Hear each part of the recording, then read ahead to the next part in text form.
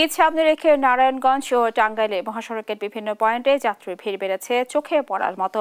এ নিয়ে আরো জানাতে যুক্ত হচ্ছেন সহকর্মী বিল্লাল হোসাইন ও অভিজিৎ ঘোষ। শুরুতে যাচ্ছি নারায়ণগঞ্জে। বিল্লাল, যাত্রী ও যানবাহনের চাপ কেমন দেখছেন? কোনো ভোগান্তির অভিযোগ পেয়েছেন কিনা আমাদেরকে জানাবেন। স্নেহা, ঢাকা চট্টগ্রাম মহাসড়কে যান চলাচল স্বাভাবিক থাকলেও আজকে ঠিক সকাল 9:30 থেকে ঢাকা সিলেট মহাসড়কের নারায়ণগঞ্জের অংশে তীব্র যানজট কিন্তু রয়েছে। এই মহাসড়কের যাত্রামুড়া এলাকা থেকে বরপা পর্যন্ত যে 6 কিলোমিটার এলাকা রয়েছে, এই পুরো এলাকাতে আমরা সকাল থেকে কিন্তু যানজট দেখেছি এবং এর কারণ হিসেবে বৃষ্টি এসেছে। এর মধ্যে সড়কটি ধুলেনের সড়ক, এই সড়কের দুপাশে বড় বড় গর্ত, খনাখন্দ এবং তার মধ্যে আসলে 4 লেনের নির্মাণ কাজ চলায় বিভিন্ন জায়গাতে মাটি খুঁড়ে রেখেছে, ফলে সড়কটিতে আছে কিন্তু তীব্র যানজট। এই মুহূর্তে আমরা এই মহাসড়কের বরাবর এলাকাতে আছি। এখান থেকে একটু সরাসরি দেখাতে চাই যে এখন যানবাহন চলাচল একেবারে ধীর গতিতে চলাচল করলেও কিছুক্ষণ আগে কিন্তু পুরোপুরি যানজট ছিল, অর্থাৎ প্রায় 8 ঘন্টার মধ্যে কোনো যানবাহন কিন্তু তার যে নির্দিষ্ট গতির যে চলাচল সে অংশ কিন্তু করতে পারেনি। তবে এই মহাসড়কটিতে দীর্ঘদিন ধরে আসলে এই যানজট রয়েছে। পুলিশের পক্ষ থেকে বিভিন্ন ধরনের ব্যবস্থা নেওয়া হলেও তারা কিন্তু আমাদেরকে যেটি জানিয়েছেন যে এই মহাসড়কে যে 4 লেনের নির্মাণের কাজ এবং দুই পাশে খনাখন্দ, সেগুলো ভরাট না করার কারণে মূলত এই যানজট সৃষ্টি হয়েছে। ঈদযাত্রায় ঘরমুখ মানুষ যখন বাড়ির পথে রওনা হবেন এবং এই সড়কটিতে যখন দূরপাল্লার আরো বেশি যানবাহনের যে বাড়তি চাপ সৃষ্টি হবে, তখন কিন্তু এই ভোগান্তি আরো বাড়বে, এমনটা কিন্তু আমাদেরকে আসলে আইন শৃঙ্খলা বাহিনীর পক্ষ থেকে জানিয়েছেন।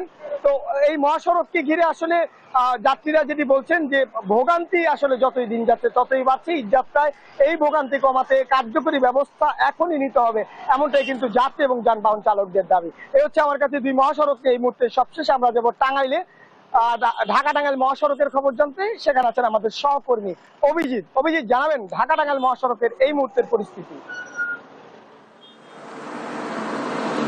জি বেলাল, আপনি যেমনটি বলছিলেন যে আমি রয়েছি ঢাকা টাঙ্গাইল যমুনা সেতু মহাসড়কের জামুরকি এলাকায়।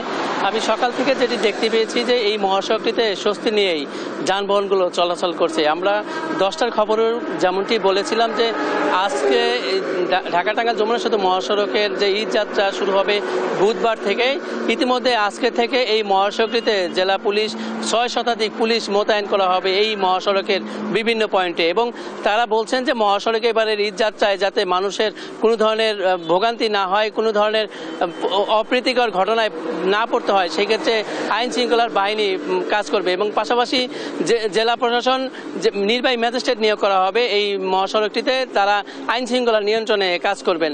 এবং এছাড়া হচ্ছে এই টাঙ্গাইলে যে আপনি জানেন যে টাঙ্গাইলে প্রায় বেশ কয়েকদিন ডাকাতির ঘটনা ঘটেছে। সেই ডাকাতির ঘটনায় কিন্তু মানুষের মধ্যে একটি শঙ্কা কাজ করছে। পাশাপাশি যারা এই মহাসড়কটিতে ব্যবহার করেন, চালক যারা রয়েছেন, তারা বলছেন যে যেহেতু ঈদকে কেন্দ্র করে এই মহাসড়কে ডাকাতির ঘটনা ঘটছে, তবে এই মহাসড়কের ঈদ যাত্রাতেও একটি শঙ্কা কিন্তু রয়েছে। তারা বলছেন যে তারা যেন নিরাপদে এই সড়কে চলাচল করতে পারেন, এই ক্ষেত্রে যে পুলিশ প্রশাসনের হস্তক্ষেপ কামনা করেছেন এবং তারা বলছেন যে এই সড়কটিতে তারা যেন নির্বিঘ্নে চলাচল করতে পারেন। এবং যাত্রীরা বলছেন যে প্রতি ঈদেই তারা বাড়তি ভাড়া দিয়ে তাদেরকে গন্তব্যে যেতে হয় এবং এবারে যেন বাড়তি ভাড়া চালকরা না আদায় করতে পারেন, সেই ক্ষেত্রে প্রশাসনের হস্তক্ষেপ কামনা করেছেন। এবং তারা বলছেন যে যেহেতু ভোক্তা অধিকার যারা রয়েছেন তারা যদি এই কার্যকর ভূমিকা গ্রহণ করে ভাড়া বাড়তি আদায়ের বিষয়ে, তাহলে তারা উপকৃত হবেন। এবং এই জানেন যে এই ঢাকা টাঙ্গাইল যমুনা সেতু মহাসড়ক দিয়ে উত্তরবঙ্গের প্রায় 22টি জেলার মানুষ চলাচল করে।